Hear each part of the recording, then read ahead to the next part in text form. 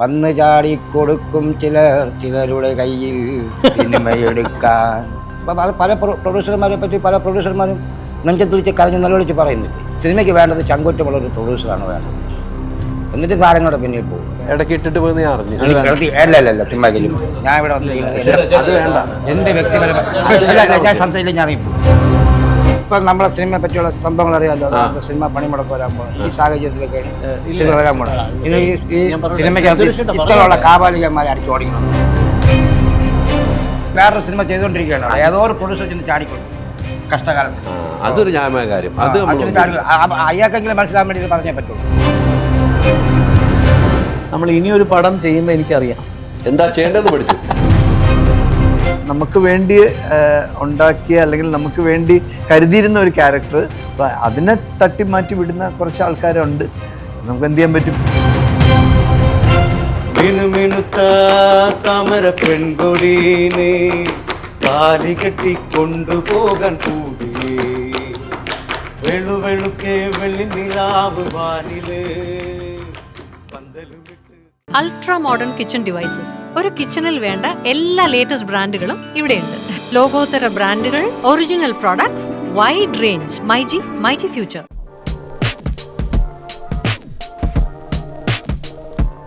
നമസ്കാരം. പുത്തൻ സിനിമയുടെ വിശേഷങ്ങൾ പങ്കുവയ്ക്കാൻ 4 അതിഥികൾ, 4 പേർക്കും സ്വാഗതം. നമസ്കാരം.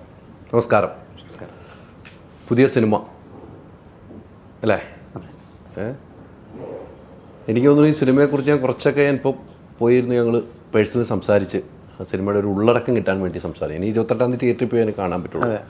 നമ്മളൊരിക്കലും പ്രതീക്ഷിക്കാത്ത ഒരാളെയാണ് ഈ സിനിമയിൽ ഇദ്ദേഹത്തിന് കൊടുത്തിരിക്കുന്നത്. അങ്ങനെ എല്ലാവരും നമ്മൾ പ്രതീക്ഷിക്കാത്ത വേഷങ്ങൾ കൊടുത്തിരിക്കുകയാണ്. അത് ഡയറക്ടറിൻ്റെ ഒരു കഴിവ് തന്നെയാണ്. അങ്ങനെ മാറ്റി പിടിക്കാം ഈ സിനിമ എന്ന് തീരുമാനിക്കാൻ എന്താണ്. എല്ലാവരും പല വേഷങ്ങൾ ചെയ്യും. അവർക്ക് അതൊന്നും അല്ല, വേറെ വേഷങ്ങൾ കൊടുത്തു. അങ്ങനെ തീരുമാനിക്കാൻ ഡയറക്ടറിന് ഒരു ചങ്കൂറ്റം എന്താണ്? അതായത് കാരണം എല്ലാവരും ഒരു ആക്ടർ എന്ന് പറയുമ്പോൾ എല്ലാവിധം കഥാപാത്രങ്ങളും ഉൾക്കൊള്ളാൻ സാധിക്കണം. പക്ഷേ ഇപ്പോൾ സിനോജേട്ടൻ്റെ കഥാപാത്രം തന്നെ ഞാൻ ഒരു എക്സാമ്പിളായിട്ട് പറയാം. ഈ സിനിമയിൽ വ്യത്യസ്തനായ ഒരു സിനോജേട്ടനെ നമുക്ക് കാണാൻ പറ്റും. മോഹനൻ എന്ന് പറയുന്നൊരു കഥാപാത്രമാണ് സിനോജേട്ടൻ്റെ. കാരണം സിനോജേട്ടൻ ഇത്രയും ചെയ്ത ജോണറിൽ നിന്നും ടോട്ടലി ഡിഫറൻ്റ് ആയിട്ടുള്ളൊരു കഥാപാത്രമാണ് സിനോജേട്ടൻ്റെത്. അത് ഞാൻ പറയുന്നതിനെക്കാട്ടിയും കാണുമ്പോഴാണ് അതിൻ്റെ ഇത് മനസ്സിലാവുക. സിനോജേട്ടൻ എന്താ തോന്നിയത് ഈ ഒരു കഥാപാത്രം വന്നപ്പോൾ? ഞാനിതുവരെ ചെയ്യാത്തൊരു ക്യാരക്ടറാണ്.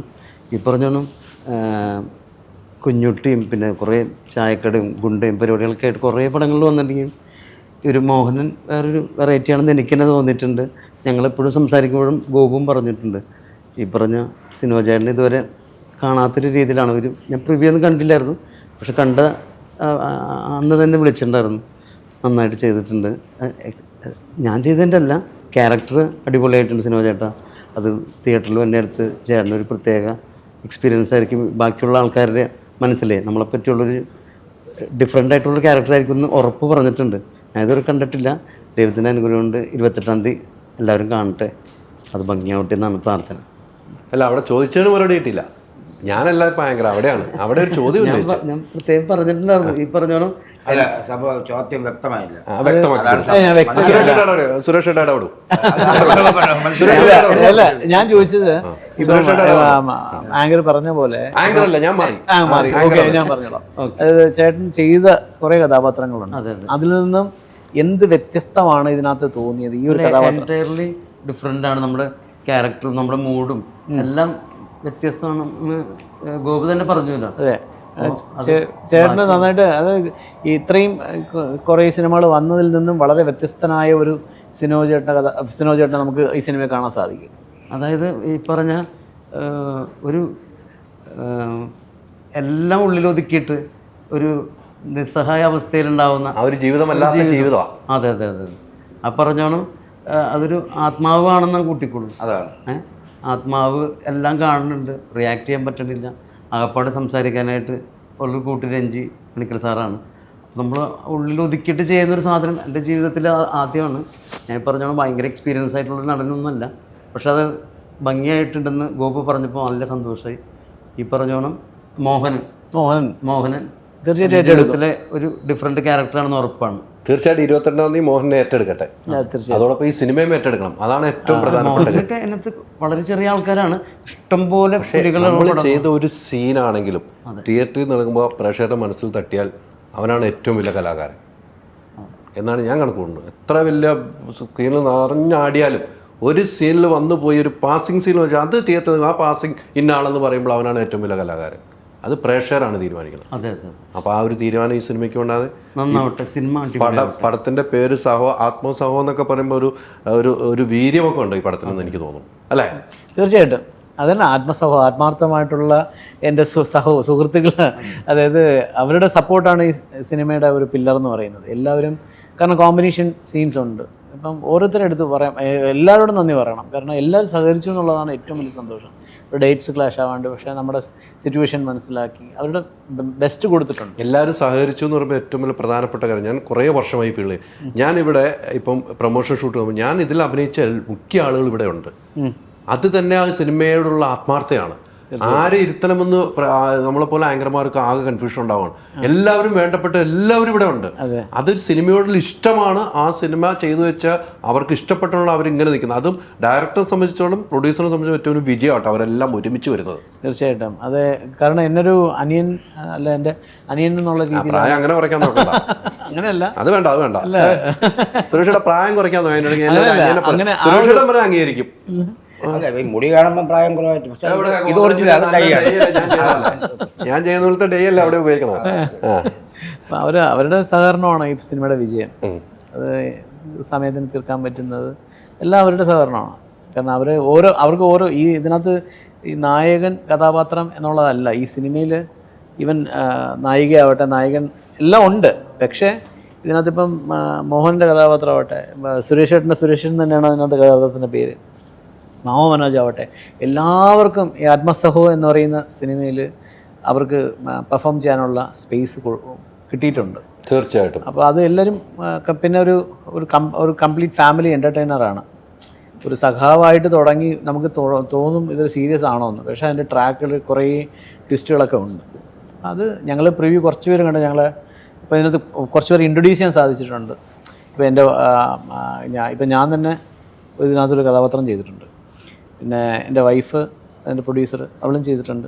പിന്നെ ഷിയാസ് എൻ്റെ വില്ലനായിട്ട് പുതിയൊരു കുറച്ച് പേരെ, ശ്യാം എന്നൊക്കെ പറഞ്ഞിട്ട് എന്നെ കുറേ പേരെ ഇൻട്രൊഡ്യൂസ് ചെയ്യാനും സാധിച്ചിട്ടുണ്ട്. കാരണം ഇതൊരു വലിയ, നിങ്ങൾക്ക് കാണുമ്പോൾ അറിയാം, അത് കുറേ ആർട്ടിസ്റ്റുകൾ ചേർന്ന സിനിമയാണ്. അതായത് ഈ സിനിമയ്ക്കകത്ത് വേറെ മറ്റൊരു കഥയും കൂടെ ഉണ്ട്, ഒരു ദുരന്തം കൂടെ ഉണ്ട്. ദുരന്തമുണ്ടല്ലേ? ഈ സിനിമ ആദ്യം ഡയറക്റ്റ് ചെയ്യാൻ അത് വേണ്ട. എന്റെ വ്യക്തിപരമായ ഞാൻ സംസാരിച്ചില്ല, ഞാൻ ഇപ്പോ അത് വേണ്ട. അല്ല, അതെന്താ വെച്ചാൽ ഓരോ സിനിമയ്ക്ക് തുടങ്ങുമ്പോൾ ഓരോ സിനിമ ചേട്ടാ ഒരു കാര്യം, പാവപ്പെട്ട അവനെ എന്തുമാത്രം കഷ്ടപ്പെട്ടു. അതുകൊണ്ട് പുള്ളിക്ക് നല്ല രീതിയിൽ വിനയവും നന്മ, അതാണ് ആ നന്മയുണ്ട്. നന്മയുണ്ട്. അങ്ങനല്ല, ഇപ്പൊ നമ്മളെ സിനിമയെ പറ്റിയുള്ള സംഭവങ്ങൾ അറിയാമല്ലോ. സിനിമ പണിമുടക്ക് വരാൻ ഈ സാഹചര്യത്തിലൊക്കെയാണ് വരാൻ പോകുന്നത്. ഇത്തരമുള്ള കാപാലികന്മാരെ അടിച്ചു ഓടിക്കണമെന്ന്. സംഭവം ശരിയാണ് നിങ്ങൾ പറഞ്ഞത്. ഞാൻ വേറൊരു സിനിമ ചെയ്തുകൊണ്ടിരിക്കുകയാണ്, ഏതോ ഒരു പ്രൊഡ്യൂസർ ചെന്ന് ചാടിക്കൊടുത്തു കഷ്ടകാലത്തിന്. അതൊരു ന്യായമായ കാര്യം. അത് അയാൾക്കെങ്കിലും മനസ്സിലാക്കാൻ വേണ്ടി പറഞ്ഞേ പറ്റുള്ളൂ.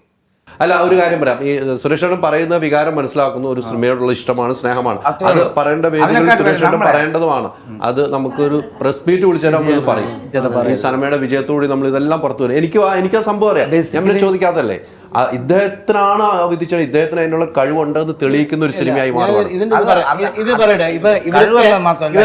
എന്റെ അടുത്തുള്ള ആത്മാർത്ഥമായിട്ടുള്ള സ്നേഹം പറയുന്നത്. പക്ഷേ ഞാൻ ഇവിടെ പറയുന്നതെന്നറിയാം, നമ്മൾ ചില കാര്യങ്ങൾ ഉർവശി ശാപം ഉപകാരം എന്ന് പറയും. ഈ കഥ എൻ്റെ കഥയാണ്. അതെ അതെ. അപ്പം ഇത് നമ്മൾ, ഈവൻ ഞാനൊരു സ്റ്റേജ് ആർട്ടിസ്റ്റും കൂടെയാണ്, നമുക്കൊരു ക്രിയേറ്റിവിറ്റി ഏരിയ ഉള്ള ആളാണ്. ഇത് എടുത്ത് നമുക്കൊരു ഫൈനലായിട്ട് നമുക്കൊരു ഇത് ഇങ്ങനെ വരണം എന്നുള്ളതുണ്ട്. പക്ഷേ അത് ദൈവത്തിൻ്റെ ഹിതമാണ്. ഇപ്പം എനിക്ക് അത് ഫുള്ളായിട്ട് ചെയ്ത് തീർത്ത് ഭംഗിയാക്കാൻ സാധിച്ചു. തീർച്ചയായിട്ടും അത് ഒരു കാരണമായി. ഞാനത് എനിക്ക് അതിനോട്ടുള്ള സ്ട്രഗിളും കാര്യങ്ങളൊക്കെ അതൊക്കെ അതുകൊണ്ടാണ് പുള്ളിക്ക് ഒരു വിഷമം ഉണ്ടായിട്ടുണ്ടെങ്കിൽ അത് എൻ്റെ അടുത്തുള്ള സ്നേഹം കൊണ്ടുപോകാം. തീർച്ചയായിട്ടും എനിക്ക് സോറി സ്നേഹം ഉണ്ടായിട്ടൊന്നുമില്ല. എനിക്ക് അങ്ങനെ അല്ല, വ്യക്തിപരമായ സ്നേഹമാണ്. എന്നെ ഈ സിനിമയ്ക്ക് വിളിച്ചത് അയാളാണ് എന്നെ വിളിച്ചത്. പക്ഷേ ഞാൻ അവിടെ കണ്ട കാര്യങ്ങൾ അതൊരിക്കലും ഒരാൾ ഒരു പ്രൊഡ്യൂസറോട് കാണിക്കാൻ പാടില്ലാത്ത കാര്യങ്ങളാണ്. 100%. മനസ്സിലായത്? കാരണം ഈ സിനിമ എടുക്കാൻ വരുന്നവർക്ക് സപ്പോർട്ട് കൊടുക്കുന്നതിന് പകരം അവരെ പിന്തിരിപ്പിക്കുന്ന നടപടികളാണ് നമ്മുടെ സിനിമയിൽ 100% നടന്നുകൊണ്ടിരിക്കുന്നത്. അതിൻ്റെ ഒരു ഉദാഹരണമാണ് ഈ ഗോപുവിൻ്റെ ഈ ആത്മസഹോ എന്ന സിനിമ. ഇതെല്ലാം ആത്മാവ് ചോദിക്കും. ആത്മാവ് ചോദിക്കും. അതാണ് സിനിമയുടെ കഥ. ആത്മാവ് ചോദിക്കും. അതെ, ചോദിക്കാൻ അങ്ങനെ ഒരു സിറ്റുവേഷൻ ഉണ്ടായതുകൊണ്ടാണ് എത്രയും പെട്ടെന്ന് ഗോപു ഒരു നല്ലൊരു ഡയറക്ടറായി പെട്ടെന്ന് സിനിമ ഇറക്കാനും പറ്റി. അല്ല, എന്നെ സംബന്ധിച്ച് ഞാൻ അസിസ്റ്റന്റ് കൊറിയോഗ്രാഫർ. അങ്ങനെയല്ല, ഇവരെ പോലുള്ളവരാണ് അവന്മാർക്ക് വളം പറ്റുള്ളൂ. കാര്യം നടന്ന കാര്യങ്ങൾ പറയണം. ഗോപാലല്ല പുള്ളി വെട്ടി തുറന്ന് പറഞ്ഞു. അല്ല നടന്ന കാര്യങ്ങൾ ഇനിയും സിനിമ എടുക്കാൻ ആൾക്കാർ വരാനുള്ളതാണ്. അവർക്ക് ഇതൊരു എന്താ പറയാ, നമ്മൾ ഒരു മെസ്സേജ് കൊടുക്കുന്ന സംഭവം. തീർച്ചയായും മനസ്സിലായില്ലേ? ഇവരെ പോലുള്ള ഇങ്ങനെ മിണ്ടാണ്ടിരിക്കണോണ്ടാണ് ഇവന്മാരെ പോലുള്ളവന്മാർ ഈ സിനിമയ്ക്കകത്ത് കയറി മേഞ്ഞ് കൊള്ളയടിച്ചുകൊണ്ട് പോകണം, പാവങ്ങളെ മുടിപ്പിച്ച് കൈ കൊടുക്കും. പക്ഷേ ചേട്ടാ, ഇതിൻ്റെ ഞാൻ പറഞ്ഞല്ലോ, കഥ മൊത്തത്തിൽ കഥ എൻ്റെതാണ്. പക്ഷേ ഇതിപ്പോൾ ചേട്ടൻ പറയണത് എനിക്ക് മനസ്സിലാവുന്നുണ്ട്. ഇനി വരുന്ന ആൾക്കാർക്ക് ഒരു മെസ്സേജും കൂടെയാണ് കൊടുക്കുന്നത്. പക്ഷേ ഇതിൻ്റെ പരിപൂർണമായിട്ട് ഞാൻ പറയാം, എനിക്കിപ്പം ഞാനതിനകത്ത് കുറച്ച് സംതൃപ്തനാണ്. എന്ന് വെച്ചാൽ ഞാൻ ഉദ്ദേശിച്ച രീതിയിൽ എനിക്കിത് ചെയ്ത് തീർത്തു. ഞാൻ ഉദ്ദേശിച്ച് വെച്ചതുപോലെ. ഇത് സിനിമ എന്ന് പറയുന്നത് ഒരുപാട് പേരുടെ മോഹമാണ്. എത്രയോ ആൾക്കാർ ഞങ്ങൾക്ക് കോൾ വരും, അടുത്ത പടം ഉണ്ടെങ്കിൽ ചെയ്യുന്നുണ്ടോ, പ്രൊഡ്യൂസ് ചെയ്യുന്നുണ്ടോ, ഞങ്ങൾക്ക് ചെയ്യാൻ താല്പര്യമുണ്ട്. ഒരു അവസരം ഇന്ന് ഇൻഡസ്ട്രി കിട്ടുക എന്ന് പറയുന്നത് തന്നെ വളരെ റെയറായിട്ടുള്ള സ്ക്രിപ്റ്റ് ചോയ്സസ് എല്ലാം ഉണ്ട്. അങ്ങനെ നോക്കുമ്പോൾ ഈ ഒരു പടത്തിൻ്റെ സഞ്ചാരം എന്ന് പറഞ്ഞു കഴിഞ്ഞാൽ ഒരു എന്താ പറയാനായിട്ട് ഇത്രയും ആർട്ടിസ്റ്റിനെ കോർഡിനേറ്റ് ചെയ്ത് ഇവരെല്ലാം സഹകരിച്ചത് കൂടെ എന്തുകൊണ്ട് വെച്ച് കഴിഞ്ഞ് കഴിഞ്ഞാൽ അതിൻ്റെ എഫേർട്ട് എത്രമാത്രം ഞങ്ങൾ ഇട്ടിട്ടുണ്ടെന്നുള്ളത് മനസ്സിലാക്കിയത് കൊണ്ടാണ്. അതാണ് ഇതിൻ്റെ വിജയം. പിന്നെ ഇത് ടോട്ടലി ഡിഫറെൻ്റ് ആയിട്ടൊരു കൺസെപ്റ്റിൽ ഒരു എന്താ പറയുക, ഞങ്ങൾ ഉദ്ദേശിച്ച രീതിയിൽ ഇത് നന്നായി ഷൂട്ട് ചെയ്ത് തീർക്കാൻ സാധിച്ചു. ഓരോരുത്തരും അതിനുള്ള എഫേർട്ടും സപ്പോർട്ടും എല്ലാം ഞങ്ങൾക്ക് തന്നിട്ടുണ്ട്. തീർച്ചയായിട്ടും അത് തന്നെയാണ് ഈ സിനിമ. ഇപ്പോൾ നേരത്തെ സിനിമ പറഞ്ഞ പോലെ ഞാൻ അതുകൊണ്ടാണ് എനിക്ക് വേണമെങ്കിൽ അതൊരു പരാതിപ്പെടാൻ ചേട്ടനത് പറഞ്ഞ പോലെ വേണമെങ്കിൽ. പക്ഷേ at the end of the day എൻ്റെ ലക്ഷ്യം എന്ന് പറഞ്ഞു കഴിഞ്ഞാൽ ഈ സിനിമയെ ജനങ്ങളിലേക്ക് എത്തിക്കുക എന്നുള്ളതാണ് എൻ്റെത്. ഞാനൊരു എക്സാമ്പിളായിട്ട് ഇനി ആരെന്നെ തോൽപ്പിക്കാൻ ശ്രമിച്ചിരുന്നാലും ഞാൻ പരിപൂർണമായിട്ട് ഞാൻ മേലെ വന്ന് ഇല്ല, ഇത് എൻ്റെ ഉത്തരം എൻ്റെ സിനിമയിലൂടെ. അല്ല, അത് തീർച്ചയായിട്ടും ആ ഉത്തരം ഈ സിനിമ കാണിക്കുന്നു. നമ്മുടെ ഒരു മാധ്യമമാണ് ആ സിനിമ എന്നുള്ളത്. തീർച്ചയായിട്ടും അതിലൂടെ നമ്മൾ കാണിക്കുന്നു. ഒരു കഥയുണ്ടെങ്കിൽ ഡയറക്റ്റും കഥയുണ്ടെങ്കിൽ പ്രൊഡ്യൂസർ ഉണ്ടെങ്കിൽ സിനിമ ഉണ്ടാവുള്ളൂ. കഥയാണ് ഇതിനെല്ലാം പ്രാധാന്യം എന്ന് പറയുന്നത്. കഥയുണ്ടെങ്കിൽ ഡയറക്ടർ ഉണ്ടാവുന്നു. അപ്പോൾ അതിന് മാറ്റമില്ല. അപ്പോൾ അതിൻ്റെ കഥയും ഡയറക്ഷനും താങ്കളിലേക്ക് എത്തിയെങ്കിൽ നേരത്തെ പറഞ്ഞ പോലെയാണ് അത് താങ്കൾ തന്നെ വരേണ്ട സിനിമയായിരുന്നു. അതാണ് അവിടെ എത്തിയത് നമ്മൾ ആത്മാർത്ഥമായി വിശ്വസിക്കുകയാണ്. സുരേഷ് ഏട്ടൻ പറഞ്ഞ് അദ്ദേഹത്തിനുണ്ടായ വേദന നിങ്ങളെപ്പോലുള്ള ആരെ ബുദ്ധിമുട്ടിച്ചു അദ്ദേഹം ഓപ്പണായിട്ട് പറയുന്ന ഒരു വ്യക്തിയാണ്. പറഞ്ഞതിലൊരു തെറ്റ് ഞാൻ കാണുന്നില്ല, ആ തെറ്റായിട്ട് ഞാൻ കണക്ക് കൂട്ടുന്നില്ല. സഹോ പറയൂ, എന്താ ഉണ്ടായിരിക്കണം? സഹോ ഒന്നും ഇടപെടാതെ എല്ലാവരും പറയല്ലേ, കേട്ടോണ്ടിരിക്കാൻ രസമല്ലേ? എങ്കിലും അങ്ങനെയല്ല സഹോ, പറയണ്ടേ? മൗനം വിദ്വാനുഭൂഷണം. സഹോ പറ, ഇതിനകത്ത് കഥാപാത്രം പറയൂ. മാവു മനോജ് എന്ന് പറഞ്ഞ ഇതിൽ പ്രത്യേക ഒരു സ്ഥലത്ത് കഥയുടെ ഒരു എന്താണ് ക്ലൈമാക്സിലോട്ടൊക്കെ പോകുന്ന ഒരു സ്ഥലത്തൊക്കെ നമ്മളുടെ ഒരു എൻഗേജ്മെന്റ് ഇങ്ങനെ ഉണ്ടായിരിക്കും. അതാണ് സ്റ്റാർട്ടിങ് പോയിന്റ് എന്ന് പറയുന്നതൊക്കെ ചിലപ്പോൾ അവിടെ നിന്നൊക്കെ ആയിരിക്കും. ഇതിനകത്ത് ഇപ്പം ഞങ്ങൾ പ്രിവ്യൂ കുറച്ച് പേരൊക്കെയാണ്. ഇപ്പം ഇതിനകത്ത് നമ്മുടെ എൻ്റെ കൺട്രോളർ കിജി പുജപ്ര, അപ്പം അതുപോലെ എൻ്റെ ഫ്രണ്ട് ജോസേട്ടൻ, പിന്നെ ലിറിക്സ് ആൻഡ് ഡയലോഗ്സ് ചെയ്ത സിനു സാർ, അങ്ങനെ കുറച്ച് എൻ്റെ ഫ്രണ്ട്സും ഞങ്ങളാണ് കണ്ടപ്പോഴേ ഈ ഓരിപ്പം ശ്രീയെ സംബന്ധിച്ച് ശ്രീ മേ ബി ഞാനിത് 5 ദിവസമല്ലേ വന്നുള്ളൂ, പടത്തിൻ്റെ അവസാനം വരെ ഉണ്ടോ. ഇപ്പം വന്നിട്ട് സിനോജേട്ടൻ എല്ലാവർക്കും ഉണ്ടോ. അപ്പം ഞാൻ ഈവൻ രഞ്ജി സാറ് പറഞ്ഞ് ഞാൻ 5 ദിവസം അല്ലേ വന്നുള്ളൂ, അതിന് ഫുള്ള്. അപ്പോൾ അത് പ്ലേസ് ചെയ്തിരിക്കുന്നത് ടോട്ടലി വേറെ രീതിയിലാണ്. അതുകൊണ്ടാണ് ഇതിനകത്തൊരു നായകൻ അല്ലെങ്കിൽ നായിക എന്നുള്ളതല്ല, ഇത് കഥയാണ് ഇതിൻ്റെ മെയിൻ. അതിനകത്ത് ഓരോ വന്ന് ചെയ്ത് പെർഫോം ചെയ്ത ഓരോ ആർട്ടിസ്റ്റിനും അതിൻ്റെ അകത്തോട്ടുള്ള നമുക്ക് രജിസ്റ്റർ ചെയ്യും നന്നായിട്ട്.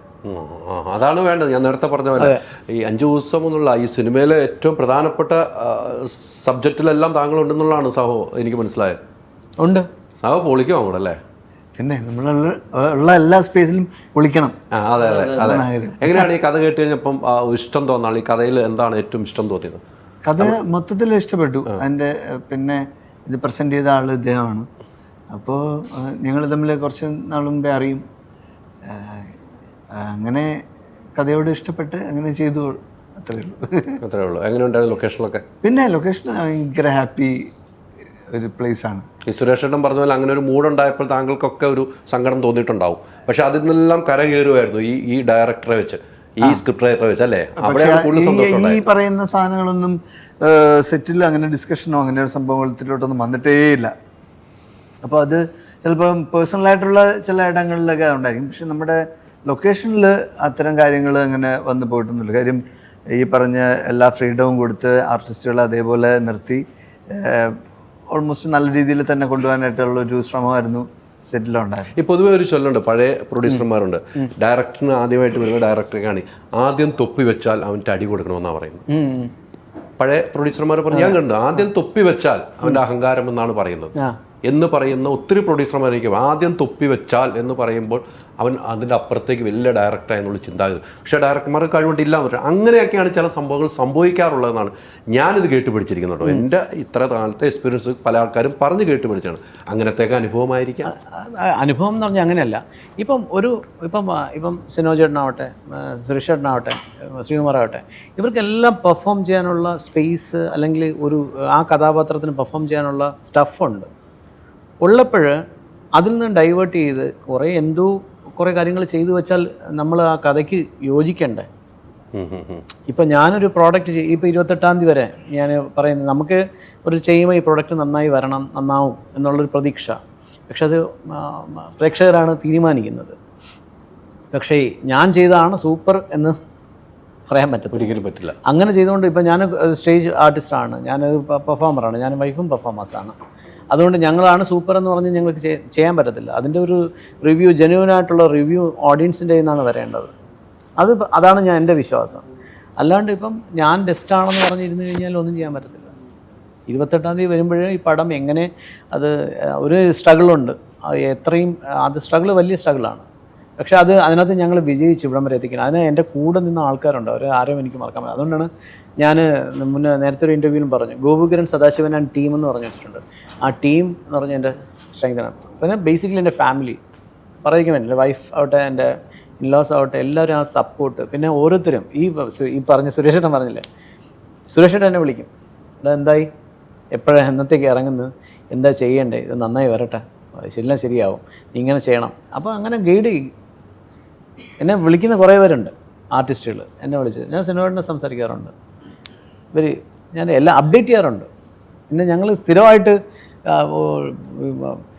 സംസാരിക്കുന്ന എൻ്റെ കൺട്രോളർ, അതുപോലെ ലിറിക്സ് എഴുതിയ വ്യക്തി, ലിറിക്സ് ആൻഡ് ഡയലോഗ്സ് സിനിച്ചേട്ടൻ, അങ്ങനെ ഇത് കാരണം ഞങ്ങളുടെ ഒരു പ്രൊഫഷണൽ കരിയർ തന്നെ ഒരു 2 വർഷം 1.5 വർഷം ഏകദേശം മാറ്റി വെച്ചിട്ടാണ് എഫേർട്ട് ഞങ്ങൾ ഇട്ടിരിക്കുന്നത്. തീർച്ചയായും ഫലം കാണട്ടെ.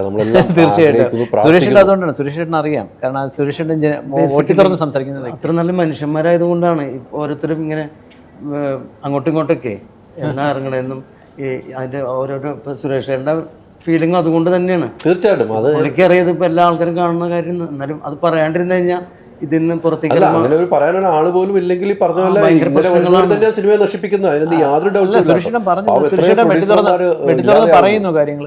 പക്ഷെ എന്താണെന്നറിയാമോ, എന്തെന്ന് പറയുന്നത്, ഇതിനകത്ത് ഏറ്റവും കൂടുതൽ സ്ട്രഗിൾ ചെയ്യുന്നത് നമ്മൾ ഇതൊരു സിനിമ എന്ന് പറയുന്നതേ നമ്മളൊരു മോഹത്തിലൊരു ഡ്രീം. കാരണം ഞാൻ സിനിമയിലേക്ക് വന്നത്, ഞാൻ കുഞ്ഞുനാളിൽ ചൈൽഡ് ആർട്ടിസ്റ്റായിട്ടൊക്കെ അഭിനയിച്ചിട്ടുണ്ട്. എൻ്റെ പാഷൻ മനസ്സിലാക്കി എൻ്റെ വൈഫാണ് എന്നെ സപ്പോർട്ട് ചെയ്തിരിക്കുന്നത് കൂടുതലായിട്ടും. ചേട്ടാ ചെയ്യണം എന്നുള്ള രീതിയിൽ പറഞ്ഞത്. അപ്പം ആ പാഷനിൽ ഇറങ്ങുമ്പോഴത്തേക്കും അതിനകത്ത് ഇപ്പം ചേട്ടൻ പറഞ്ഞതിനകത്ത് ഒരു കാര്യം, എൻ്റെ ചോയ്സ് തെറ്റായി. ഞാൻ ആദ്യം കൊടുത്ത ചോയ്സ് അതിപ്പം എൻ്റെയും കൂടെ തെറ്റാണ് ആദ്യം. പിന്നെ അത് മനസ്സിലാക്കി എല്ലായിടത്തും ഒരു ഓപ്പർച്യൂണിറ്റി. അന്നത്തെ പോലെ നമ്മളൊരു 10 സിനിമ ചെയ്ത് നമുക്ക് ഇമ്പ്രൂവ് ചെയ്ത് വരാമെന്നുള്ള കണ്ടീഷനില്ല. ഇതിൽ ജഡ്ജ് ചെയ്യണം, അത് നല്ല ആക്ടറാണോ അല്ലയോ. 10 പ്രാവശ്യം നമുക്ക് ഓപ്പർച്യൂണിറ്റി ഇല്ല ഇന്നത്തെ കാലത്ത്, വെരി റെയറാണ്. നിൽക്കുകയാണ്. അപ്പോൾ അതുകൊണ്ട് കിട്ടുന്ന ചാൻസിൽ ബെസ്റ്റ് കാണിക്കുക. പക്ഷേ ഞാൻ ഉദ്ദേശിച്ചത് ഔട്ട്പുട്ട് എനിക്ക് കിട്ടിയില്ല. സുഹൃത്തായിരുന്നു ഡയറക്ടർ, അത് വിടും. അത് അവിടെയാണ് വേദന ഉണ്ടാകുന്നത്. അല്ലല്ല, എനിക്ക് അതിനകത്ത് ഒരു പരാതിയില്ല, പരിഭവമില്ല. ചേട്ടൻ ഇപ്പൊ പറഞ്ഞു, ഞാനൊരു ആ സബ്ജക്റ്റ് കൊണ്ടുവരണം എന്ന് എനിക്ക് ആഗ്രഹമില്ല. എന്താണെന്നറിയാമോ, ഉർവശി ശാപം ഉപകാരമാണ്. കാരണം ഞാൻ എത്രയോ നാളായിട്ട് എൻ്റെ പാഷനാണ്, ആഗ്രഹമാണ്. അപ്പോൾ അതിനകത്ത് ഇത് നല്ല രീതിയിൽ ഇത് വന്ന് നിൽക്കുന്നു. അത് ആ പോസിറ്റീവ് സൈഡേ ഞാൻ ആലോചിക്കുന്നുള്ളൂ. പക്ഷേ എൻ്റെ സ്ട്രഗിൾ അറിയുന്നതുകൊണ്ടാണ് ഇപ്പം ചേട്ടൻ പറഞ്ഞത്. ചേട്ടൻ ഉദ്ദേശിച്ചത് ഇനി ഒരാൾക്ക് ഇങ്ങനൊരു, കാരണം ഒരു എക്സ്പീരിയൻസ് ഉണ്ടാവാൻ പാടില്ല എന്നാണ് അദ്ദേഹം അത് ഉദ്ദേശിച്ചാണ് നല്ല ഉദ്ദേശമാണ്. അത് നമുക്ക് പൊളിക്കാം. ഞാൻ കൂടെ സുരേഷ് ചേട്ടൻ്റെ ഒരു നല്ല ഈ സമയത്ത് മനോഹരമായ ഒരു പാട്ട് പാടും, ഈ വേദന സമയത്ത് പാടുന്ന ഒരു പാട്ട് പാടി തുടങ്ങാം. ഇതെല്ലാം കൂട്ടി ഒരു ഒറ്റ പാട്ടൊക്കെ പിടിച്ചോണ്ട് ഇപ്പൊ ഞാൻ ഒരു മഹാകാവ്യം അതിന്റെ രചനയിലാണ്. അതിന്റെ രണ്ടുപേരും വേണമെങ്കിൽ അതിന്റെ ഇതുമായിട്ട് ഒന്ന് റിലേറ്റ് ചെയ്യാൻ പറ്റണോ? ഇതുമായിട്ട് റിലേറ്റ് ചെയ്യാൻ പറ്റും. അപ്പൊ അതാദ്യം വേണ്ടി ഇതുമായിട്ട് റിലേറ്റ് ചെയ്യുന്ന ഒരു സാധനം കൂടെ പിടിക്കണം എനിക്ക്. ചായക്കടയിലെ പാട്ട് പാടും. ചായക്കടയൊക്കെ പാടി മടുത്തു. അല്ല, വേറൊരു പാട്ട്. എന്നാ വേറെ പിടിച്ചോളൂ. അത് അടിപൊളി. അത് ഞാൻ അപ്പോഴുണ്ടാക്കി പാടി. ഇപ്പൊ ഈ സിറ്റുവേഷൻ ഒരു സാധനം ഉണ്ടാക്കാൻ കൂടെ തന്നെയാണ്. വന്ന് ചാടി കൊടുക്കും ചിലരുടെ കയ്യിൽ സിനിമയെടുക്കാൻ, എന്നിട്ട് മലർന്നു കിടന്ന് ഇരുട്ടത്ത് പറയും അയ്യോ എൻ്റെ പൈസയൊക്കെ പോലെ ഒന്നും നടക്കണില്ലേ എന്ന് പറയാൻ കാര്യം. ഇത് ഞാനും നമ്മളെ നെൽസനും കാവടിമുരയും ഞങ്ങളാണ് ഇതിൽ കൂടുതൽ കോമ്പിനേഷൻ സീന് വരുന്നത്. പിന്നെ വിനോദ് കോവൂരൊക്കെ ആയിട്ട് ഉള്ള സംഭവങ്ങൾ. അതിൽ ഞാനൊരു മൈക്ക് സെറ്റ് കാരനായിട്ട്. അപ്പോൾ ഞങ്ങൾ മൈക്ക് സെറ്റ് ഇറക്കാൻ വേണ്ടിയിട്ട് അവിടെ ഒരു മരണ വീടും മറ്റ് സംബന്ധിച്ച് സീക്വൻസ് ഇപ്പം പറയുന്നില്ല, മരണ വീട് സംബന്ധിച്ച് അവിടെ മൈക്ക് സെറ്റ്. ഇയാൾക്ക് 2 ബംഗാളി തൊഴിലാളികളാണ്, മലയാളം പറഞ്ഞാൽ മനസ്സിലാകാത്ത തൊഴിലാളികളാണ്. അപ്പോൾ സംഭവം അത് ഷൂട്ടിൻ്റെ ഞാൻ ചെന്ന് കാണുന്ന ആ സമയത്ത് പഴയ കാലത്ത് നമ്മളെ ഈ ഉത്സവ പറമ്പിലൊക്കെ ഈ ലൈറ്റിൽ അലങ്കരിച്ച് വെച്ചിട്ട് കൊക്ക്, താറാവ്, ആന, ഇതുപോലൊരു സാധനങ്ങൾ കുറേ സ്ഥലത്ത് അങ്ങനെ കൂട്ടിയിട്ടിട്ടുണ്ട്. ഞാൻ ചെന്നിട്ട് ഒരാഴ്ചയായിട്ടും അത് അങ്ങനെ തന്നെയാണ് കിടക്കുന്നത്. അത് സിനിമ അതുപോലെ നമ്മൾ പഠിച്ചിട്ടുള്ള ഇതും നമ്മൾ അറിഞ്ഞിട്ടുള്ള കാര്യങ്ങളൊക്കെ ഇതിനൊക്കെ ഡെയിലി വാടക കൊടുക്കണം. അപ്പോൾ ആവശ്യമുള്ള ദിവസം മാത്രം അത് കൊണ്ടുവരിക, അതിൻ്റെ ഉപയോഗം കഴിഞ്ഞാൽ അത് മടക്കി അയക്കുക എന്നുള്ളതാണ്. എന്നിട്ട് ഇതുവരെ അത് ഉപയോഗിക്കാതെ അവിടെ കിടക്കുകയാണ്. ഒരാഴ്ചയോളം അതവിടെ കിടക്കുകയാണ്. അപ്പോൾ ഇതിൻ്റെ വാടകയൊക്കെ ഇങ്ങനെ പോകും. അപ്പോൾ ഇതിനെപ്പറ്റി ഞാൻ ഇങ്ങനെ പറഞ്ഞിട്ട് ആലോചിച്ചുകൊണ്ടിരിക്കുമ്പോൾ അത് ജൂനിയർ ആയിട്ട് അഭിനയിക്കാൻ വന്ന 2 കൊച്ചു പയ്യന്മാരുണ്ട്. അപ്പോൾ 1-2 ദിവസം കൊണ്ട് അവന്മാർ എന്നിട്ട് ഭയങ്കരമായിട്ട് അടുത്തു. ഒരു ദിവസം ഞാൻ നോക്കുമ്പോൾ ഇവന്മാർ ഒറ്റയ്ക്ക് ഒരു സന്ധ്യ കഴിഞ്ഞ സമയത്ത് ഒറ്റയ്ക്ക് ഇരുന്ന് ചിരിക്കുകയും. ഞാൻ എന്താണ് അത് ചിരിക്കുന്നത്? അത് ചേട്ടാ, ആ പ്രൊഡ്യൂസർ, ആ പ്രൊഡക്ഷൻ കൺട്രോളറുണ്ട്, ഇവരായിട്ട് ഇങ്ങനെ സംസാരിച്ചുകൊണ്ടിരിക്കുകയാണ്. പ്രൊഡ്യൂസർ പോയിട്ട് അയ്യോ എൻ്റെ പൈസയൊക്കെ പോകണമെന്നും നടക്കണില്ല, അവർക്ക് നടക്കണില്ല, ചങ്കിച്ച് കരയണമെന്ന് പറഞ്ഞു. അപ്പോൾ അതെനിക്ക് കേട്ടപ്പോൾ അതൊരു ഫീലിംഗ്. അതൊരു പ്രൊഡ്യൂസർ നമ്മൾ നേരത്തെ പറഞ്ഞല്ലോ, അവർ ഇപ്പോൾ ഇവരൊക്കെ കരുതിയിരിക്കുന്നത് എന്താണ്, വലിയ വലിയ താരങ്ങളാണ് സിനിമയുടെ മുൻപന്തിയിൽ എന്നൊക്കെ അവരൊന്നും അങ്ങനെയൊന്നുമില്ല. ശരിക്കും സിനിമ എന്ന് പറഞ്ഞാൽ ഫസ്റ്റ് ബാനർ എന്ന് വെച്ചാൽ പ്രൊഡ്യൂസർ, അത് കഴിഞ്ഞാൽ കഥ കഴിഞ്ഞാൽ തിരക്കഥ കഴിഞ്ഞ സംഭാഷണം, പിന്നെ ഗാനങ്ങൾ, അത് കഴിഞ്ഞ് സംഗീതം, അതൊക്കെ കഴിഞ്ഞിട്ട് സംവിധായകനെക്കുറിച്ച് തീരുമാനിക്കുന്നുള്ളൂ. ആർട്ടിസ്റ്റുകളൊക്കെ പിന്നെയൊക്കെ തീരുമാനിക്കുന്നു. അപ്പോൾ ഇതൊക്കെ നമ്മൾ കുറേയൊക്കെ പഠിച്ചിട്ടുള്ള കാര്യങ്ങളാണ്. അപ്പോൾ നമ്മൾ എന്താണ് പ്രശ്നം? അപ്പോൾ ഞാൻ അതിനെക്കുറിച്ച് ഡീറ്റെയിൽസ് ആയിട്ട് അന്വേഷിക്കുമ്പോൾ ഒരു ക്രെയിനിനൊക്കെ ഒരു ദിവസത്തെ വാടകയെന്ന് ഞാൻ പറഞ്ഞിട്ടില്ല, അറിയില്ല. അതുപോലെ 6 ദിവസത്തേക്ക് അവിടെ കിടക്കണത്ര, അത് പിന്നീടൊക്കെ നമ്മൾ അറിയണം. അപ്പോൾ ഇതൊന്നും യൂസ് ചെയ്യുന്നില്ല.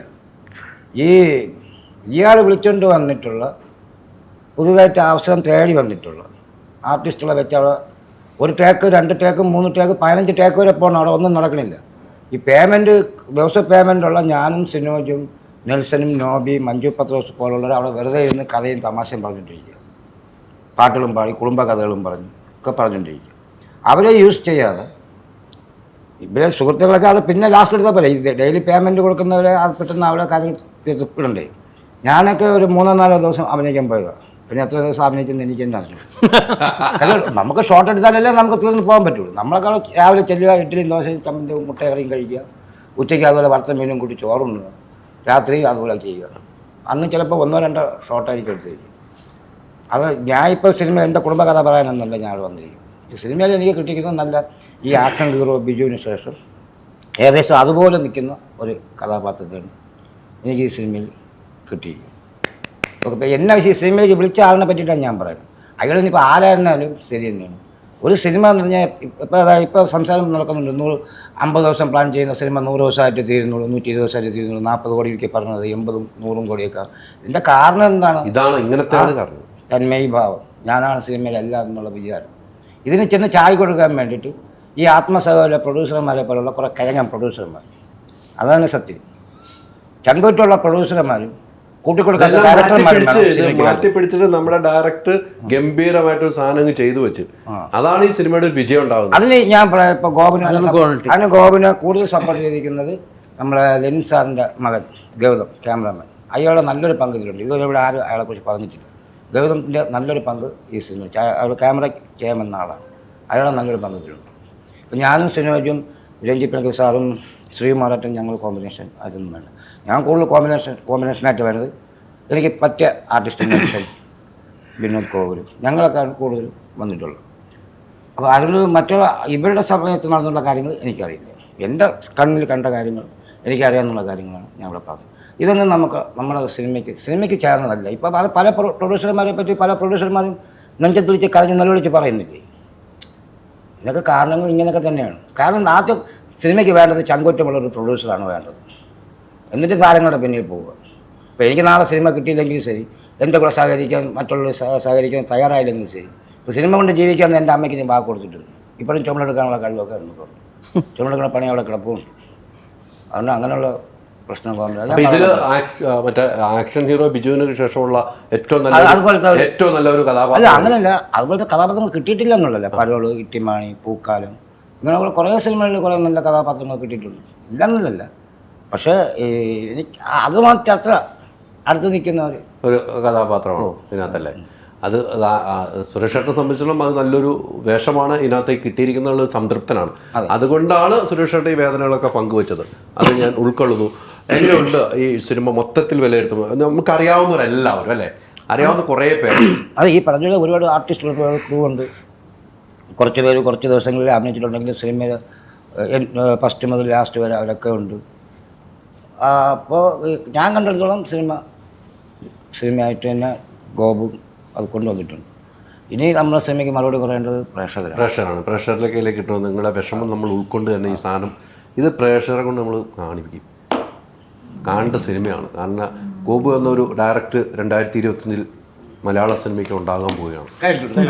തീർച്ചയായിട്ടും അതിൻ്റെ ഒരു കഷ്ടപ്പാടുകളും ദുരിതങ്ങളും അത് സിനിമയ്ക്ക് ഉള്ളതാണ് പറഞ്ഞില്ല. പക്ഷെ ഇങ്ങനെയൊക്കെ ഒരു തട്ടുകേട് അല്ല, അത് എൻ്റെ വിജയം എൻ്റെ ആർട്ടിസ്റ്റുകളും ഞാൻ പറഞ്ഞില്ലേ, കുറച്ച് ഞാൻ തിരിച്ച് റിപ്പീറ്റ് ചെയ്യുന്നതാണ്. തീർച്ചയായിട്ടും അവരുടെ കാരണം അവർക്ക് തീർച്ചയായിട്ടും ഒരു എൻ്റെ വൈഫാണ് പ്രൊഡ്യൂസറിൻ്റെ സൈഡും മനസ്സിലാക്കി, അല്ലെങ്കിൽ അത് മനസ്സിലാക്കി അവർ സഹകരിച്ചുകൊണ്ടാണല്ലോ എനിക്കത് നന്നായി ചെയ്യാൻ സാധിച്ചത്.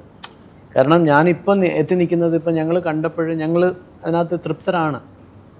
ഇതുവരേക്കും കണ്ടതിൽ ഞങ്ങൾ തൃപ്തരാണ്. അപ്പം ഞാൻ 28-ാം തീയതി പ്രേക്ഷകർ തീരുമാനിക്കും. അതെ, തീർച്ചയായിട്ടും ആരോടും പരാതിയില്ല, പരിഭവമില്ല.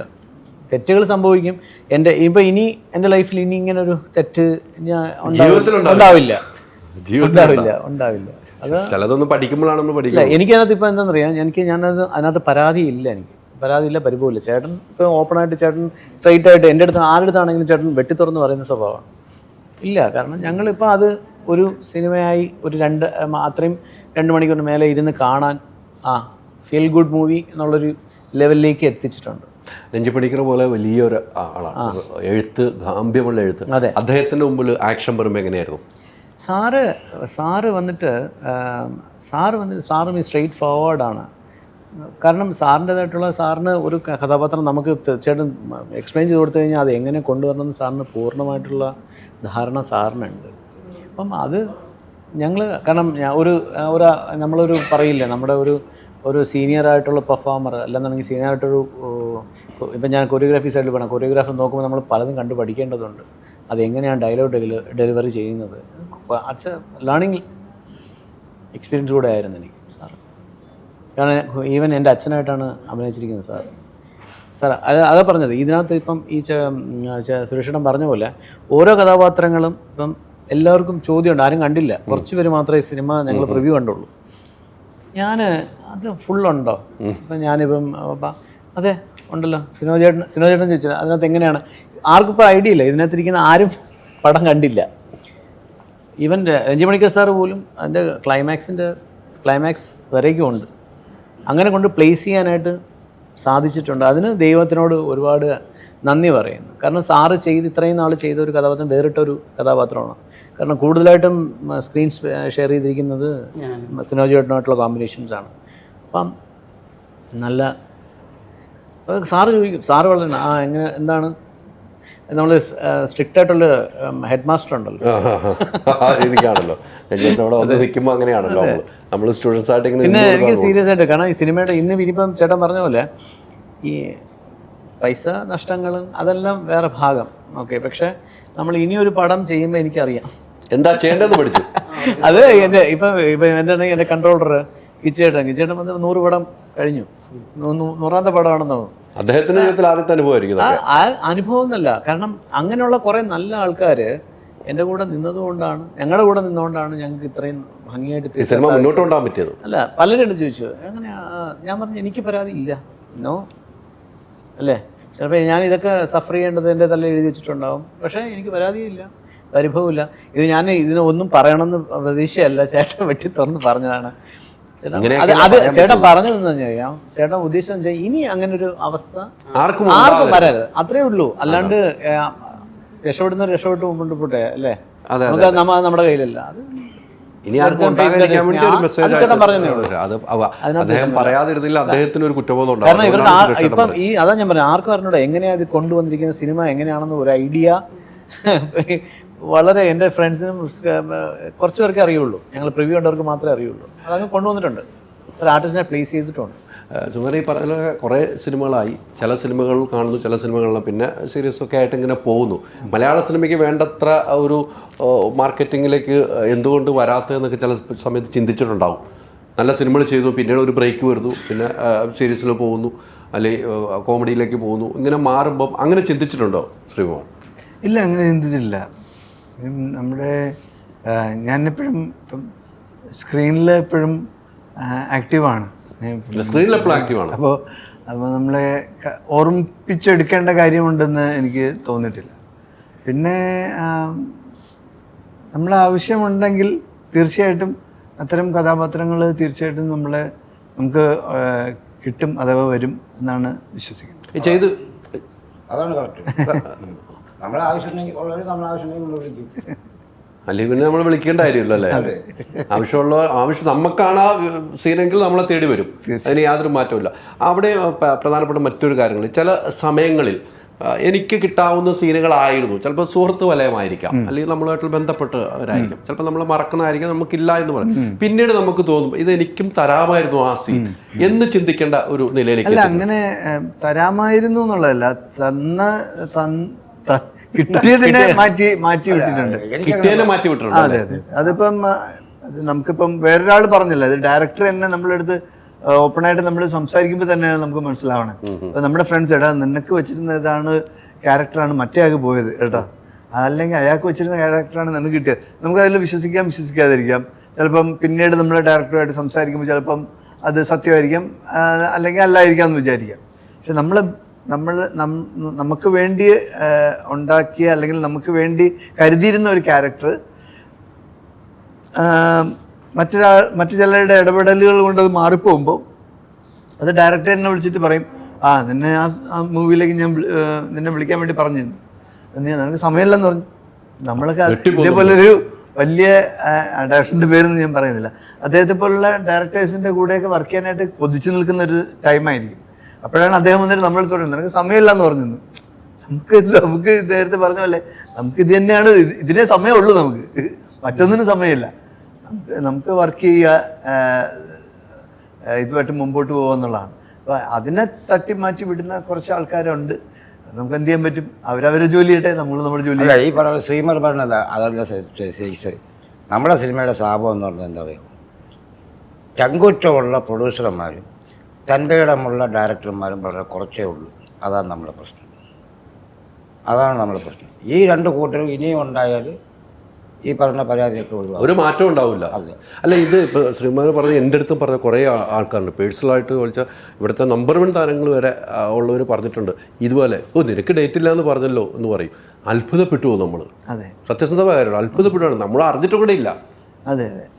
അപ്പോൾ അവർ നമ്മളത്രയും വളരെ തിരക്കുള്ള ആൾക്കാരാണ്, അല്ലെങ്കിൽ നമ്മൾ അന്ന് അവന് സമയമില്ലെന്ന് പറഞ്ഞാൽ അവന് വേറെ എന്തോ ആവശ്യമുണ്ട്, മറ്റേ ടൂറിന് പോകുന്നു അങ്ങനെയൊക്കെ പറഞ്ഞു കളയും. അപ്പോൾ ഇതല്ല ഇമ്പോർട്ടൻ്റ്, അവന് ടൂറാണ് ഇമ്പോർട്ടൻ്റ് എന്നുള്ള രീതിയിലൊക്കെ ആർക്ക് വിളിക്കൂല. അതുകൊണ്ട് അയാൾ അന്വേഷിക്കുന്നില്ല. ശ്രീമാർ നീ ഇപ്പോൾ എവിടെയാണ് എന്തുകൊണ്ട് അയാൾ അന്വേഷിക്കുന്നത്, അയാൾ വേറൊരാളെ കൊണ്ടല്ലേ അന്വേഷിപ്പിക്കുന്നത്. അതുകൊണ്ടല്ല ഇങ്ങനെ ഒരു സംഭവം. അവിടെ വേറെ പ്രശ്നമാണ് സുരക്ഷയുടെ. ഒരു ഡയറക്ടറെ സംബന്ധിച്ച് ഒരു സിനിമ തുടങ്ങുമ്പോൾ അദ്ദേഹത്തിനുണ്ടായിരുന്ന ഒരു പ്രഷർ ഭയങ്കരമാണ്. അദ്ദേഹമാണല്ലോ ഒരാൾ നിയമിക്കുന്നത്, ഇന്ന ആളെ വെക്കണം. ആ സ്ക്രിപ്റ്റ് എഴുതുമ്പോൾ പറയും ഇന്ന ആളെ ശ്രീകുമാറാണ് നമുക്ക് വേണ്ടത്. വിളിച്ചു വന്ന് പോയി കള്ളം പറയുന്ന ആളുകൾ ഇവിടെ ഉണ്ട്, ഇല്ല എന്ന് നമ്മൾ ഒരിക്കലും അംഗീകരിക്കുന്നില്ല. 100% ആ മറ്റേ ആൾക്ക് ഇഷ്ടപ്പെട്ട ഒരാളവിടെ തിരികെ കയറ്റുക, അടുത്ത് കമ്മീഷൻ അടിക്കുക. അതിവിടെ നടക്കുന്നുണ്ട്. കമ്മീഷൻ അടിക്കുന്നുണ്ട്, ഇല്ല എന്ന് ഞാൻ പറയില്ല. കമ്മീഷൻ അടിക്കുന്നുണ്ട്, ഇവിടെ നടക്കുന്ന സംഭവമാണ്. ഞാൻ കുറേ നാളല്ലേ ഈ സിനിമ മേഖല റിപ്പോർട്ട് ചെയ്യാൻ നിൽക്കുന്നത്. അങ്ങനെ നടക്കുന്നുണ്ട്. അത് തന്നെയാണ് ഈ സിനിമയിലുണ്ടാകുന്ന ഏറ്റവും വലിയ പ്രശ്നങ്ങൾ. കമ്മീഷൻ അടിച്ചു മാറ്റുക. സുരേഷ് ഡയറക്ടർ നേരത്തെ പറഞ്ഞ ആൾ ശ്രീകുമാർ കൊടുക്കണം. അപ്പോൾ അതിൻ്റെ അടിക്കുന്ന ഒരാളെ കയറ്റി കഴിഞ്ഞാൽ കിട്ടിയാൽ പോലെ അവന് 1.5 കൊടുക്കേണ്ട, 50 പോക്കറ്റിൽ ഒന്നവനും കൊടുത്താൽ മതിയല്ലോ. ഏത് രീതിക്കും നടക്കുന്നുണ്ട്. ഇല്ലാന്ന് വിശ്വസിക്കുന്നുണ്ടോ? ഇല്ലാതെയും വർക്ക് ചെയ്യാനായിട്ട് ഒരുപാട് തയ്യാറാണ്. അല്ല, ഇല്ലാന്ന് വിശ്വസിക്കുന്നുണ്ടോ? വിശ്വസിക്കാൻ പറ്റില്ല നമുക്ക്. അതൊക്കെയാണ് സിനിമകൾ. സിനിമ ഒന്ന് ഇഷ്ടപ്പെടുന്നവർക്ക് സിനിമ കിട്ടും, ആ സിനിമയായിട്ട് ജീവിക്കുന്നവർക്ക് സിനിമ കിട്ടും.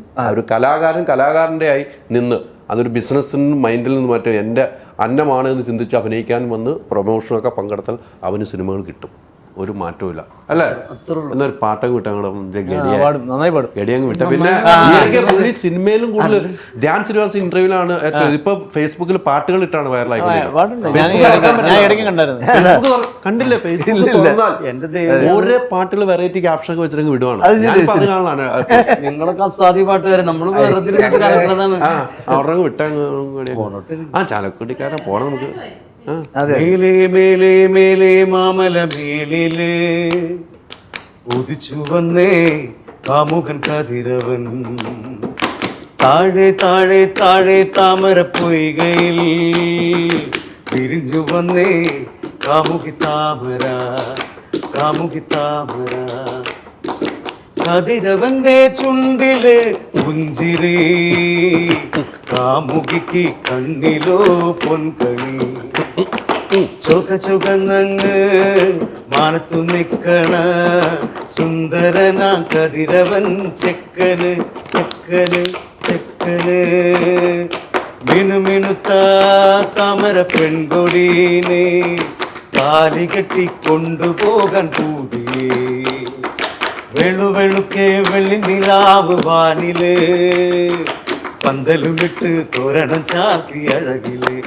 പോട്ടെ, അങ്ങനെ പോട്ടെ. സൂപ്പറാണ് കേട്ടോ നിങ്ങളുടെ പാട്ടുകൾ. ഞാൻ ഈയിടയ്ക്ക് എല്ലാ ദിവസവും ഫേസ്ബുക്കിൽ ഒരേ പാട്ടുകൾ ഇടുന്നുണ്ട്.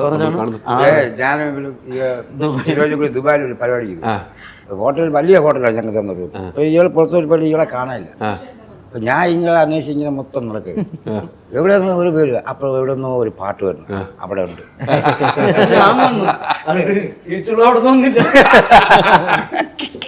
അവിടെ നിന്ന് അങ്ങനെയാണ്. പിന്നെ സുരേഷിന്റെ ഒരു പാട്ട് കേട്ടപ്പോൾ നമ്മളങ്ങോട്ട് പോയി. പ്രോഗ്രാമിലെല്ലാം വന്നേക്കണം വെച്ചിട്ട് രണ്ടുപേരോട് ഒരു പോക്ക് പോയി, ഒരു യാത്ര. ഞാൻ ഇപ്പോൾ ഒരു മഹാകാവ്യം എഴുതിയിട്ടുണ്ട്. അതിന് 2 വരി പാടാം. എന്താണെന്ന് മനസ്സിലാണല്ലോ, ഒന്ന് കേട്ടിട്ട് നമ്മൾ പിടിക്കും. അയലത്തെ ചേട്ടൻ്റെ കെട്ടിയോള് ഇന്നലെ എന്നോട് പറഞ്ഞു ഒളിച്ചോടാം. കേട്ടത് ഞെട്ടലോടെ ഞാനങ്ങ് നിൽക്കുമ്പോൾ കേട്ടത് പിന്നെയും പറയുന്നു, ഓടാമില്ലേ നീയില്ലേ നിന്നുടെ അനുജൻ എന്നോടാ. അത് അത്രേ ഉള്ളൂ. എഴുതിക്കൊണ്ടിരിക്കുകയാണ്. എഴുതിക്കൊണ്ടിരിക്കുകയാണ്. ഇത് ആരും ഉദ്ദേശിച്ച് എഴുതിയത്? കാര്യം എന്ന് പറയുമ്പോൾ കട്ടയ്ക്ക് കലിപ്പ് വരും. കാര്യം ഇതൊരു സ്ത്രീ വിളിച്ച കലിപ്പാക്കാനുള്ള കാര്യം. ഞാൻ വൈറലാവണില്ല ഇപ്പോൾ. കാരണം ഞാനിപ്പോ എന്താ പറയാ പണ്ടത്തെ പോലെ വൈറലായിട്ട് വരുന്നില്ല. അപ്പൊ അപ്പൊ ഈ സ്ത്രീ വിളിച്ചത് എന്തെങ്കിലും പറഞ്ഞ് പ്രശ്നങ്ങൾ ഉണ്ടാക്കി അവര് കയറി ഇങ്ങനെ ഇളവിയല്ല ഞാൻ വൈറലാവണമെന്നൊരു തോന്നുന്നു. അതുകൊണ്ട് അവരെ നോവിക്കരുത്, ആരെയും നോവിക്കാതെ എന്തെങ്കിലും സംഭവം. അതുകൊണ്ട് ഇപ്പൊ ഇങ്ങനെ എഴുതിക്കൊണ്ടിരിക്കും. ഇങ്ങനെ എഴുതി ഒന്ന് അറിയിക്കാന്ന് പറഞ്ഞാൽ അല്ല, ഇത് നല്ലതാണ് കേട്ടോ. ഇപ്പൊ സമൂഹത്തിൽ നടക്കുന്ന പത്രങ്ങൾ എടുത്തു നോക്കിയാൽ ഇങ്ങനെയൊക്കെ ഉണ്ട് ഇപ്പം. അപ്പൊ കറക്റ്റാണ്. ഈ ഇടയ്ക്ക് ഒരു വീഡിയോ കണ്ടില്ലേ? ഈ ഇടയ്ക്ക് വീഡിയോ കണ്ട ആ പാട്ടുമായിട്ട് യോജിക്കുന്നുണ്ട് ഇപ്പൊ. കണ്ണെറിയും വിളക്കുമാട ചൊട്ടിലിരുളേറും നേരം വഞ്ചിപ്പാട്ടൊഴുകിയ കാറ്റിൽ കേട്ടു ഞാനൊരു തരിവളക്കിലുക്കം. എങ്ങാണാ തിലുക്കമെന്നങ്ങു നോക്കുമ്പോൾ അരയത്തി സുന്ദരിയൊരു തീരത്തിലരയുന്ന ഭ്രാന്തിയൊരു ഈ കവിതയുടെ സാരം ചെമ്മീൻ എന്നൊരു സിനിമയിൽ കണവൻ കടലിൽ പോയാൽ കരയിൽ നീയാണോ നീ കാവൽ, നീ പിഴച്ചു പോയാൽ അവൻ്റെ പ്രാണൻ പോകും എന്നാണ് പറയുന്നത്. നമ്മുടെ നാട്ടിൽ നമ്മുടെ കടലോര ഗ്രാമങ്ങളിൽ ഇപ്പോഴും ആ ഒരു അന്ധവിശ്വാസമോ അല്ലെങ്കിൽ തെറ്റായ ഒരു ധാരണയൊക്കെ നിലനിൽക്കുന്നുണ്ട്. കൊടുങ്കാറ്റ് കടലിൽ പോകാൻ പാടില്ല എന്ന സർക്കാരിൻ്റെ വിലക്കുള്ളപ്പോൾ പോലും ജീവനത്തിന് വേണ്ടി ഉപജീവനത്തിന് വേണ്ടി കടലിൽ പോയി തിരയിൽ പോയി മരിച്ചു പോകുന്ന മത്സ്യത്തൊഴിലാളികൾ നമ്മൾ കഥകളോട് കേൾക്കുന്നുണ്ട്. കരയിൽ അവൻ്റെ ഭാര്യ പിഴച്ചു പോയതുകൊണ്ടാണ് ഇവൻ കടലിൽ മരിച്ചു പോയെന്ന് പറഞ്ഞിട്ട് ഒരുപാട് സ്ത്രീകളെ പെണ്ണുങ്ങളെ ദ്രോഹിക്കുന്നവരുണ്ട്. അതിന് മറുപടിയാണ് എൻ്റെ ഈ പാട്ട്. അത് വളരെ ഉടനെ തന്നെ അത് പുറമേക്ക് വരും. തീർച്ചയായിട്ടും അങ്ങനെ എല്ലാ നല്ല കവിതകളുമായിട്ട് നല്ല നല്ല വേഷങ്ങളും ചെയ്തിട്ട് ചേട്ടൻ കൂടെ വെക്കണം. എന്ത് കണ്ടാലും എതിർക്കുന്ന ഒരു സ്വഭാവം ഉള്ളതാണ്. അത് കാര്യത്തോട് മാത്രം എതിർക്കുന്ന ഒരു വ്യക്തിയാണ്. അതുകൊണ്ട് എനിക്ക് സുരേഷിന് വലിയ ഇഷ്ടമാണ്. ഒരു കാര്യവുമില്ല, കാര്യങ്ങൾ മാത്രം തുറന്നു പറയുന്ന ആളാണ്. താങ്കളുടെ ഭാര്യയ്ക്ക് ഒരു ബിഗ് സല്യൂട്ട്. ഇത്രയും ഇതിൽ നിന്നപ്പോഴും കൂടെ നിന്നതിന്, കൂടെ നിൽക്കേണ്ട ഭാര്യ തന്നെയാണ്, കുടുംബം തന്നെയാണ്. അത് പറയാൻ നിങ്ങൾ ഒരേ രണ്ട് തട്ടകത്തിൽ ഒരു ഡ്രാമയും ഡാൻസുമായിട്ട് കൊണ്ടു നടക്കുമ്പോൾ എത്രമാത്രം യോജിച്ചു പോകുന്നു എന്നുള്ള തെളിവാണ്. ഈ സിനിമയിലേക്ക് ഈ അവസാന നിമിഷം എത്തി നിൽക്കുമ്പോഴും കൂടെ നിന്ന് ഒരു വേദന ഉണ്ടായപ്പോഴും കൂടെ നിന്നെങ്കിൽ ഫാമിലി മൊത്തം എൻ്റെ ഫാമിലി ആക്ച്വലി വൈഫുണ്ട്, എനിക്ക് മകനുണ്ട്, എൻ്റെ ഇൻലോസ് ഉണ്ട്, പിന്നെ എനിക്ക് കുറച്ച് നല്ല ഫ്രണ്ട്സ്. അതുകൊണ്ടാണ് ഈ ഗോപികരൻ സദാശിവൻ ടീം എന്ന് പറയുന്നതിനകത്ത് നമ്മളൊരു പേരിന് വേണ്ടിയിട്ടല്ല ടീം. ആ ടീം എന്ന് പറഞ്ഞാൽ ജെന്യുവനായിട്ടുള്ള, നമ്മൾ പറയില്ലേ നല്ലതുകൊണ്ട് ചീത്തയുണ്ട്, പക്ഷേ സിനിമയിലേക്ക് അങ്ങനെയുള്ള സത്യസന്ധരായിട്ടുള്ള ആൾക്കാർ സിനിമയുടെ നമ്മുടെ കൂടെ ഉണ്ടെങ്കിൽ എന്നും നമുക്ക് ധൈര്യമായിട്ട് ആരെയും പേടിക്കേണ്ട മുന്നോട്ട് പോകാം. അപ്പോൾ തീർച്ചയായിട്ടും 22 സഹോ നിങ്ങൾ ധൈര്യമായിട്ടും ടിക്കറ്റ് എടുത്തോ, പോയി കണ്ടോ. തീർച്ചയായിട്ടും നമ്മൾ ഒരേ സുഹൃത്തുക്കളെ അതിനകത്ത് കാണാൻ പറ്റും. എനിക്കുള്ള സുഹൃത്തിനെ അവർക്കുള്ള സുഹൃത്തിനെയും ഓരോ കഥാപാത്രത്തിലും നമുക്ക് കാണാൻ പറ്റുമെന്ന കാര്യത്തിൽ സംശയമില്ല. സിനിമ സൂപ്പർ ഹിറ്റ് ആകട്ടെ, കൂടെ ഉണ്ടാവും സിനിമയുടെ യാത്രയിൽ, ഉറപ്പു നൽകുന്നു. Thank you.